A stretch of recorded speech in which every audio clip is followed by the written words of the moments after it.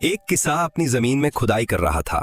धूप तेज थी, मगर वो मेहनत से जमीन खोदने में मसरूफ था। अचानक उसका बेलचा किसी सख्त चीज से टकराया। उसने सोचा शायद कोई पत्थर हो, मगर जब उसने मजीद खोदा तो मिट्टी के अंदर से लकड़ी का एक बहुत बड़ा पुराना सा संदूक नजर आया। किसान चुप गया, दिल तेजी से धड़कने लगा। उसने झुककर संदूक को साफ किया।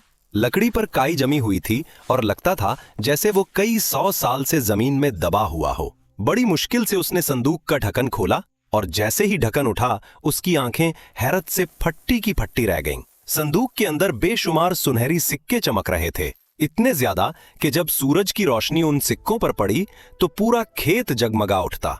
वो सिक्के बहुत पुराने थे, जिन पर पुराने बादशाहों के नाम और तस्वीरें बनी हुई थीं। किसान ने एक सिक्का उठाया तो वो हैरान रह गया। वो खालिस सोने से बने हुए थे। उसके दिल में खुशी और खौफ दोनों इकट्ठे होने लगे। वो सोचने लगा कि ये खजाना किसी पुराने बादशाह का तो नहीं, या शायद किसी जंग के वक्त यहाँ छुपाया गया हो।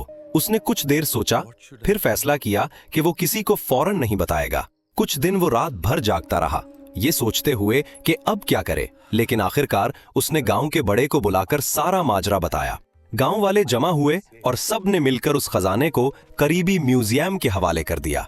म्यूजियम के माहिरीन ने जब उन सिक्कों पर तहकीक शुरू की तो एक हैरानकुन राज फाश हो गया। उन्होंने पता लगाया कि ये सिक्के तकरीबन 1000 साल पुराने हैं और ये उस बादशाहत से ताल्लुक रखते हैं जो तारीख से गायब समझी जाती थी। सिक्कों पर कंधा निशान और लिखाई एक ऐसे कबीले की थी जिसका जिक्र सिर्फ कदीम दास्तानों में मिलता था। ये दरियाफ्त न सिर्फ मुल्क में बल्कि दुनिया भर में खबर बन गई। मुअर्रिखीन हैरान रह गए कि ये सल्तनत वाकई वजूद रखती थी।